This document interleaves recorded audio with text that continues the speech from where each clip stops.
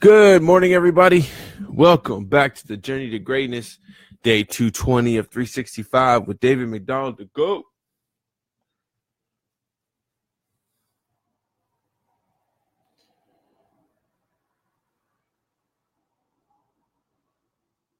All right.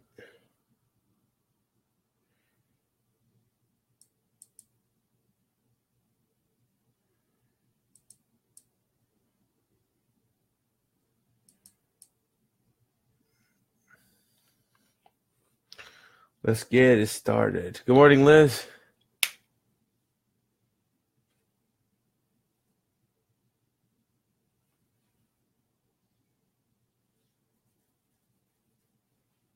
Happy Tuesday. Brother Farhan, good morning.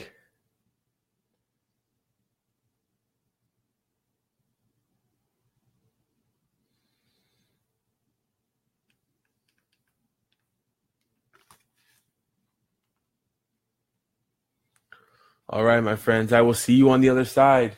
Yeah, buddy.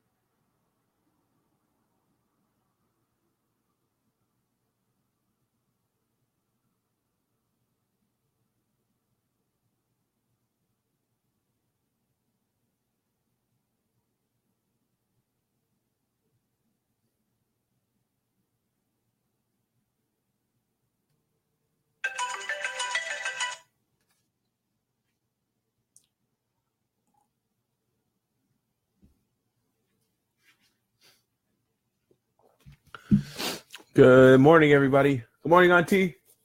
Happy Wednesday. Thank you.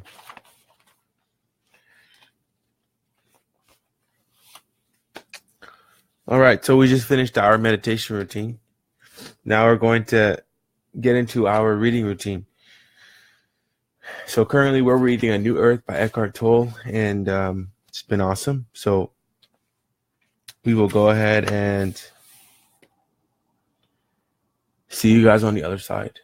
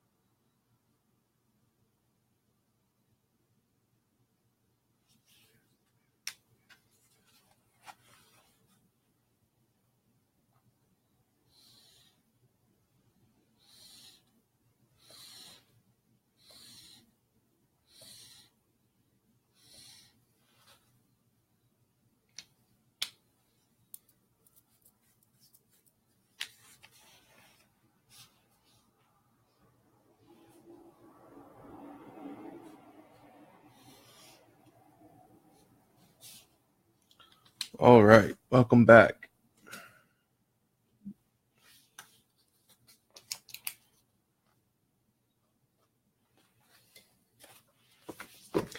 So we just finished our reading routine, and now we're going to get into our journaling routine.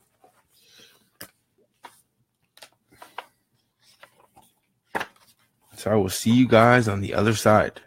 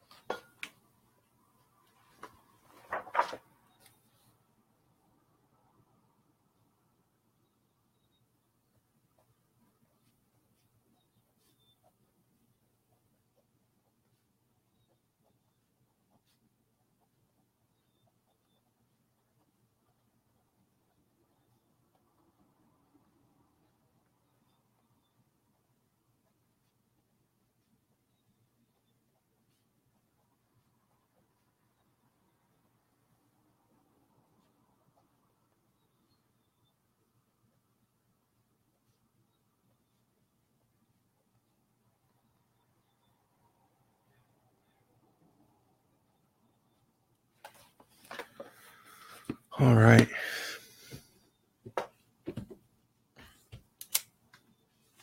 So we have a really busy day ahead of us. We won't get into this for too long, but the last time we spoke, uh, in reference to Eckhart's writing, we talked about parenting and what it means to parent a child. Some of the key takeaways from our previous readings were that children are as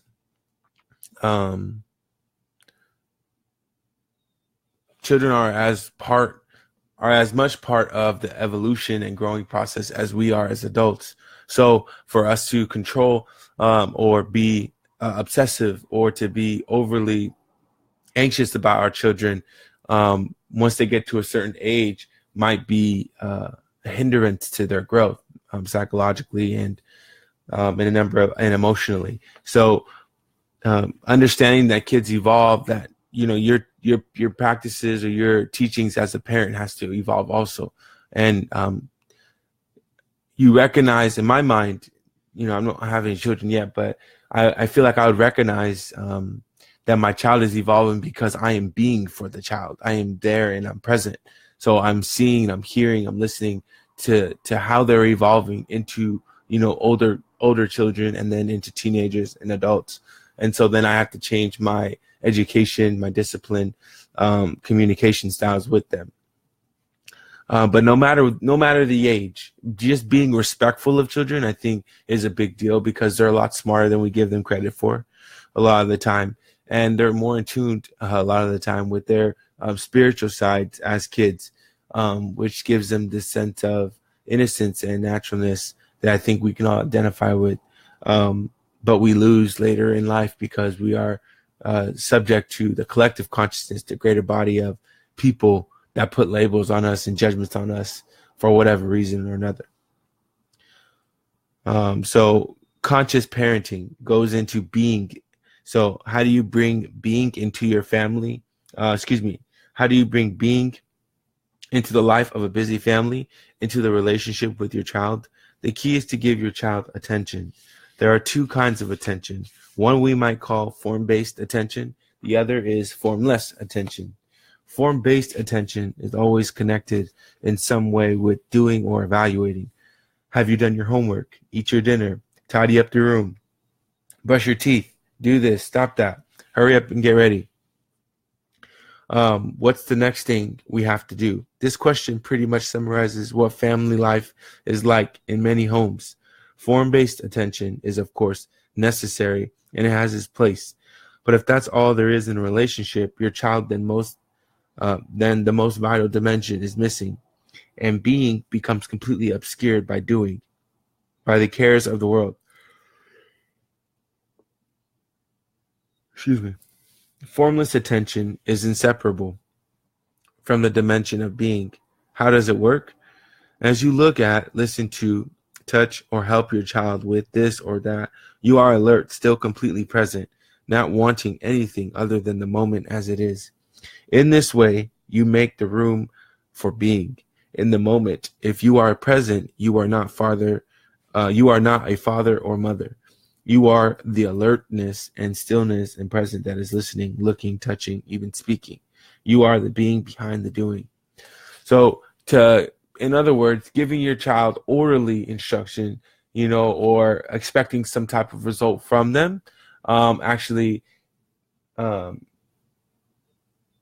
is a sense of being formless, is formless attention, right? But then to pause.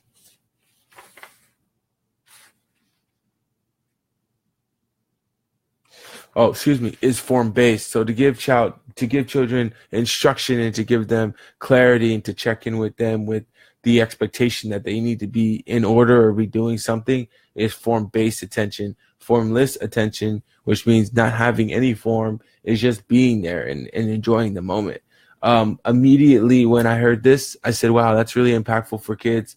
But it can also be, you can take that same exact concept and you can multiply that to relationships, right? You can multiply that into friendships. What type of attention are you giving to your significant other or your friends or other family members? It doesn't have to just be children. I think it's just being in a state of being. So how do you become or get into a state of being? The way that you do that is by giving formless based attention. So in the human dimension, you are unquestionably superior to your child. You are bigger, stronger, know more, and can do more. If that dimension is all you know, you will feel superior to your child, if only unconsciously. And you will make your child feel inferior, if only unconsciously. There is no equality between you and your child because there is only form in your relationship. And in form, you are, of course, not equal. You may love your child, but your love will be human only.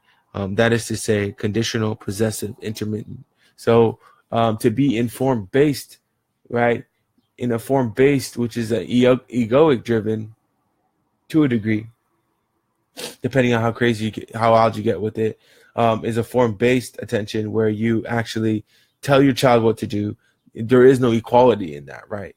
From that standpoint of attention. But if you're in a formless and you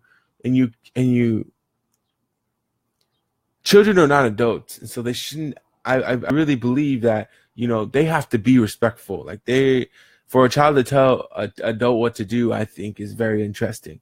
But I feel that there's a certain amount of control, and respect that an adult should demand from a child, especially because going through the process and the journey of having a child and everything you've been through in life. It's like you have, so many things that you can give back to the child. They don't know anything yet, right away out the bat. They have to learn. So I think there's a mutual respect of, understanding that the child is obviously he or she has to learn, to grow up. But then also that you're the parent and that you are the provider, right? You're the one who sacrifices for the child. You're the one who makes the, hard calls for the child. And at the end of the day, that's beautiful. And, the child will one day grow to be who she or he is made to be. But understanding that you are bigger and stronger and smarter than the child, right? But not belittling them to a point where it crushes their self-confidence, but keeps their confidence high. And they just understand that there's a respect boundary there, with people that are older than you. Let's say, for example, always respect your elders. What we were grown, how I was raised. Always respect your elders, and people who are older than you, right? And your life will be okay. So love your child in a formless based way, and try to be as less possessive and controlling as possible. So giving up role playing, and that's in the world. Most people who are in positions of power in this world, such as politicians, TV personalities, business, as well as religious leaders, are completely identified with their role. With a few notable exceptions, there may be considered VIPs, but they are no more than unconscious players in the egoic game, a game that looks so important, yet is ultimately devoid of true purpose. It is the only words of Shakespeare, a tale told by an idiot, full of sound and fury, signifying nothing. So, in other words, giving up role playing. Don't be who you're not, right? Don't be who you're not. Be you. And when you just show up being you, that's transmitted and accepted to other people's subconscious as authentic and truth, because they align with your ideologies, your vibration, everything that you offer. And so what he's saying here is one of the primary reasons why not to idolize people like on TV, sports players, actors, celebrities, etc., is because a lot of them are not in tune with who they are, and they are living an egoic, lifestyle and life, right? And so their egos are leading them. And so for us to mimic that is destructive, because with the ego comes a number of other, self-conscious, fear-based, thinking and thoughts that can come and arise within us, right? It's distracting. And so why idolize someone essentially who is living a total physical and egoic experience, but and has no, or has very low, and we can't really tell, right? We don't know, unless we talk to them. So we have to give people the benefit of the doubt. But at the end of the day, to live an egoic and physical life, can potentially lead to, again, a number of lower self-esteems and fear-based thoughts and distracting thoughts, taking us away from our truest potential, which is the direction that we don't want to go in, right? In a world of role-playing personalities, those few people who don't project a mind-made image, and there are some on TV, in the media, and in the business world, but function from a deeper core of being. Those who do not attempt to appear more than they are, but simply as themselves, stand out as remarkable and are the ones who truly make a difference in the world. They are the bringers of the new consciousness. Whatever they do becomes empowered because it is in alignment with the purpose of the whole. Their influence, however, goes far beyond what they do, far beyond their function. Their mere presence, simple, natural, unassuming, has transformational effect on whoever they come in contact with. So you just being yourself and you pushing a message of consciousness will ripple into other relationships and other people that you come in contact with on a daily basis. And that is truly love and light in the world, I think, because you're sending those high vibrations out to people that you know and you don't know. And it just makes for a better time, right? It just makes for a better space. Just be yourself is good advice, but it can also be misleading. So just be yourself. We said just be yourself. Just be real. Just be authentic. And people will identify and align with it. But at the end of the day, don't find your identity in just being yourself. So if you are just yourself, and let's say nobody's cool with you, at the end of the day, none of that matters. The only thing that at the end of the day that you need is that inner peace. And when you find that inner peace, then you get to build yourself as a bigger person. You're making space for people who, see your worth and see your value to come into your life and to be in company with you if you so wish them to be. On the other side, for you to just be yourself, not to be confused, because your ego is always looking for something to attach itself to, right? So, oh yeah, I'm just going to be myself. So you try to be yourself. You try to be someone. So you're attempting rather than just being. And with that, if the ego gets a hold of it, then you may not be showing up as your natural or authentic self, even though you're being yourself, if that makes sense. Giving up defining yourself give up defining yourself to yourself or to others. So don't define yourself. You won't die. You will come to life, as a matter of fact.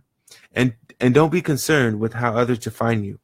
When they define you, they are limiting themselves, so it's their problem. Whenever you interact with people, don't be there primarily as a function or a role, but a field of consciousness and presence. So in other words, I think it's another way to say we got to stop and smell the flowers. If there's people in our lives that are around us, take a little bit extra time to sit down and just talk. No objection, no objective, no ulterior motive. Just be with them. And I think that's awesome. And I also feel that